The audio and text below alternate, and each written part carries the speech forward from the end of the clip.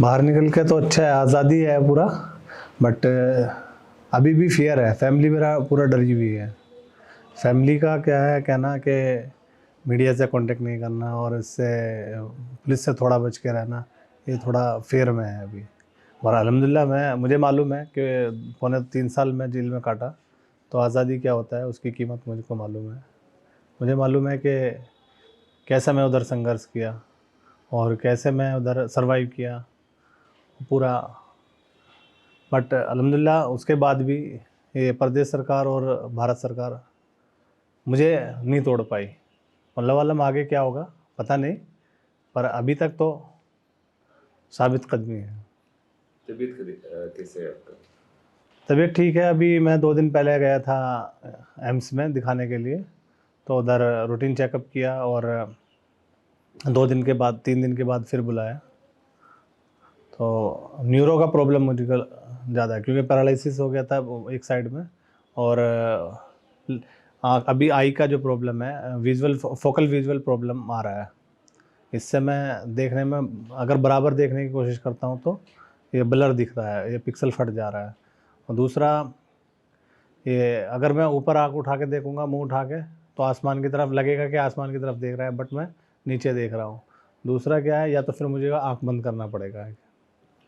और हार्ट का प्रॉब्लम का क्या है? हार्ट का प्रॉब्लम है, हार्ट का प्रॉब्लम लगातार सिचुएशन अभी ठीक है। उस जेल के टाइम में बहुत प्रॉब्लम था और मेरा फॉलोअप अभी तक नहीं हुआ। फॉलोअप से पहले मैं जानना चाहूँगा, जो हमारा ये हार्ट का प्रॉब्लम मेरा था, ये 2010 से हार्ट का प्रॉब्लम मुझे चल रहा था और एम्स में मेरा ट्रीटमेंट चलता है। तो एक दिन 25 अगस्त और 22 अगस्त को, ये मैं 22 अगस्त 2020 को मैं उधर लखनऊ, मथुरा से लखनऊ जा रहा था, ट्रैवल कर रहा था पुलिस कस्टडी, पुलिस वैन में मेरे साथी थे मेरे साथ। और उधर जेल से निकलने के बाद मुझको अटैक आया। जो अटैक आने के बाद मुझे खंदौली कोई एक सीएचसी है, वहाँ लेके गए। वहाँ से जो है जिला अस्पताल लेके गए आगरा, और आगरा से फिर एसएन मेडिकल कॉलेज लेके गए। तो वहाँ पे मेरा जो है हर जगह से मुझको रेफ़र कर दिया गया। सीएचसी से जिला अस्पताल, जिला अस्पताल से SN medical college, SN medical college से 4 घंटे बाद मुझको एम्स के लिए रेफ़र कर दिया। एसजीपीजीआई पहले रेफ़र किया, मैं बताया मेरा इलाज वहाँ चलता, तो एम्स के लिए भी रेफ़र किया। बट रात को 2 बजे, 12 बजे डिस्चार्ज कराया और 2 बजे मुझे मथुरा जेल पे ले जाके छोड़ दिया गया, जबकि इमरजेंसी सिचुएशन में मुझको एम्स जाना चाहिए था या हायर सेंटर जाना चाहिए था।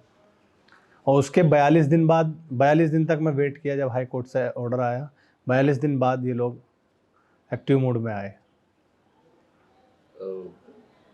अभी भी लोग बाकी है जेल में? अभी मेरे कई साथी लोग बाकी हैं, जिसमें मसूद है, अरौफ है, और सिद्दीक कप्पन पहले आ गए, और आलम पहले आ गए। अभी तीसरे नंबर का मैं हूँ, मेरे बाद भी कई लोग हैं।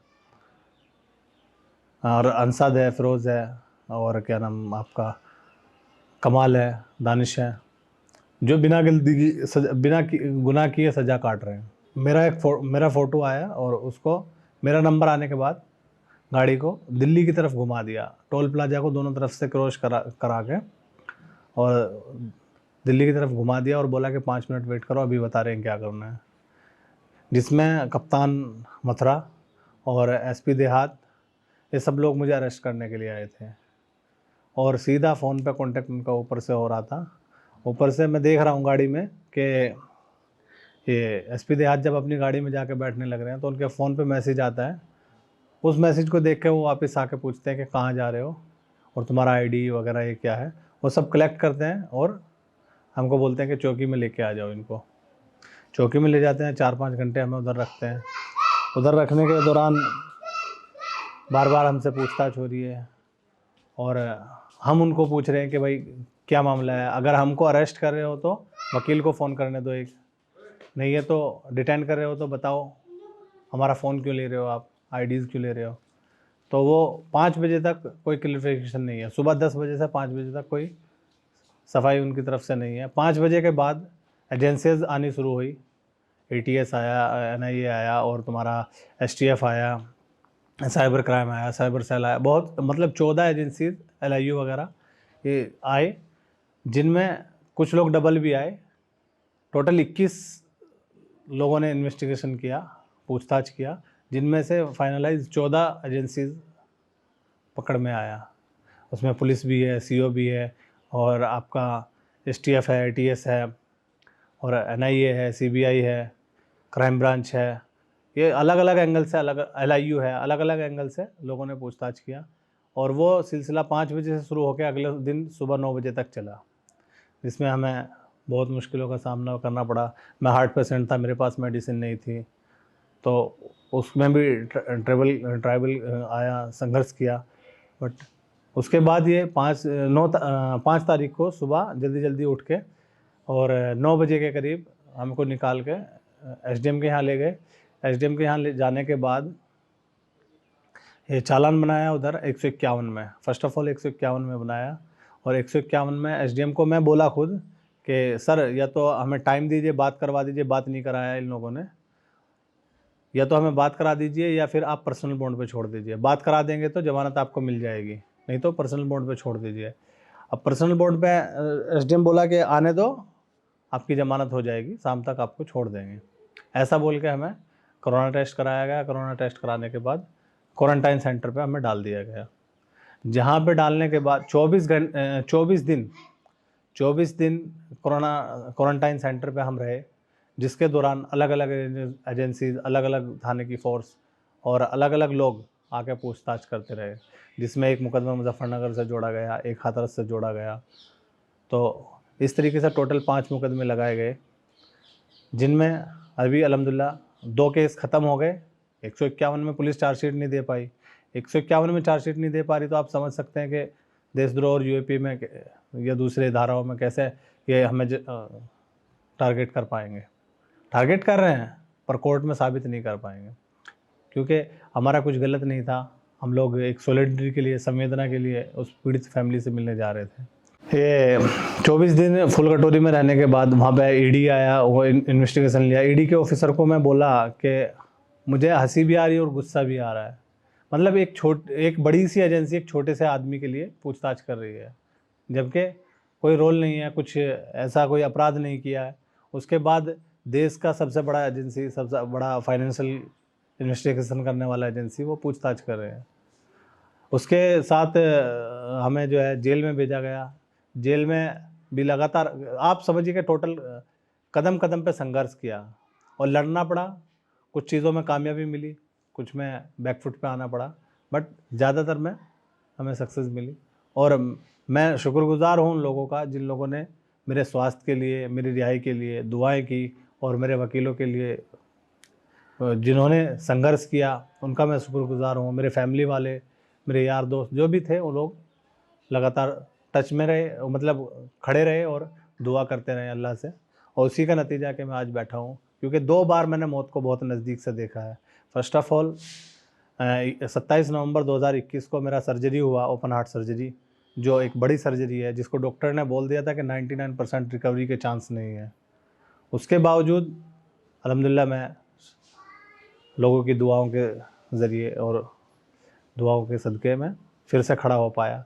उसके बाद अगस्त 2022 में मुझे पैरालिसिस का अटैक हुआ और मेरा ब्लड जो है बॉडी का पूरा जम गया, और जेल का डॉक्टर बोल रहा है कि हम यहाँ से डेड बॉडी निकाला, बचाने वाला अल्लाह है, भगवान है, वो बचाया। वो ऐसा बोल के मैं बोला कि संघर्ष करेंगे तो इंशाल्लाह कामयाबी मिलेगी, और मिला। मुझे याद है कि यूरिन बैग मेरे लगा है और व्हील चेयर पर मैं चल रहा हूँ और आसमान की तरफ देख रहा हूँ, क्योंकि मैं ऐसा ऊपर देखता था तब जाकर नीचे का देख पाता था। ये मेरा पूरा आइज़, पूरा फेस जो है ऊपर की तरफ हो गया था। अभी अल्हम्दुलिल्लाह बहुत सुधार है, और मैं दुआ करता हूँ अल्लाह से कि अल्लाह और सेहतयाब भी हमें फरमाए। तो आप जाने के पहले CFI के लीडर था, अभी CFI बैंड है, PFI भी बैंड है, हर जगह में CFI के लोगों को अरेस्ट होता है, तो इसके बारे में क्या बोलते हैं?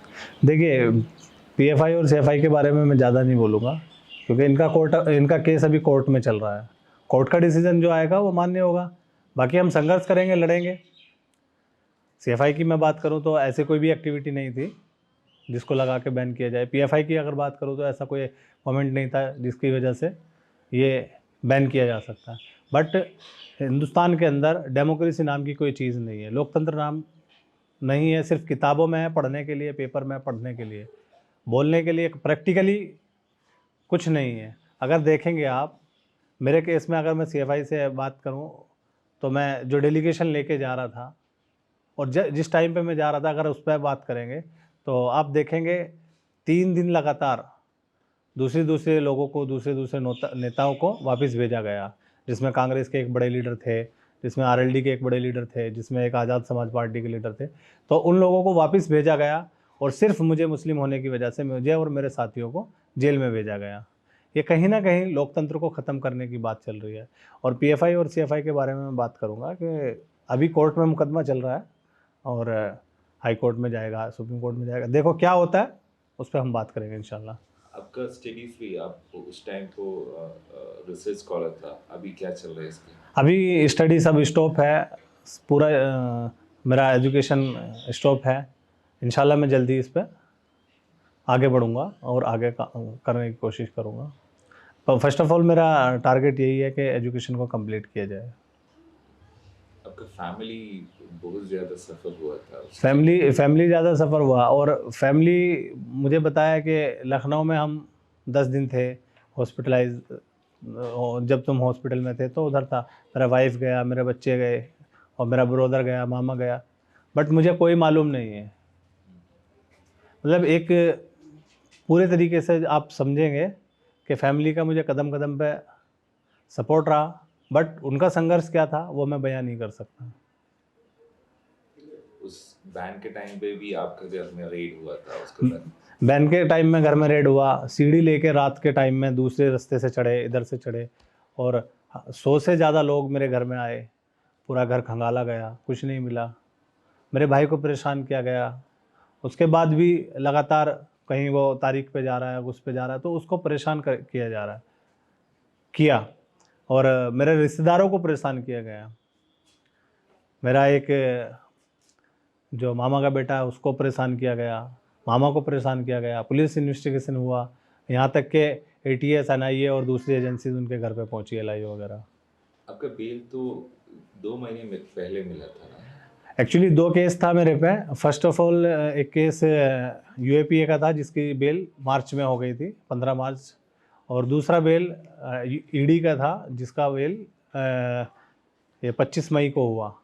तो जो फर्स्ट बेल हुआ था उसका वेरिफिकेशन होने के लिए 1 महीने का टाइम लग गया और अभी इसके लिए भी 15 दिन का टाइम लग गया। अभी फाइनली 14 जून को मैं आउटसाइड आया, जेल के बाहर आया। मैं समझता हूँ कि मेरे केस में 6-7 लोग अभी अंदर हैं, 6 लोग अभी अंदर हैं। उनका बार बार एक ही फिक्र थी कि अतीक भाई किसी तरीके से बाहर जाए और हम भी जल्दी निकले और एक कारोबार या बिजनेस या पढ़ाई जो भी कुछ था वो रुक गया है उन लोगों का। और अगर मैं बात करूं उन लोगों की तो मेरे से ज़्यादा सेक्रीफाइस उन लोगों का है। वो हमेशा मुस्कुराते रहे मेरे लिए, ताकि मुझे सही रख पाएँ। और जब भी मुलाकात होती थी तो बेफिक्र होके वो बोलते थे टेंशनाइज हैं, जेल के अंदर हैं, टेंशन है बहुत सारा, बट वो क्या बोलते हैं कि लड़ेंगे हम, इंशाल्लाह जीतेंगे।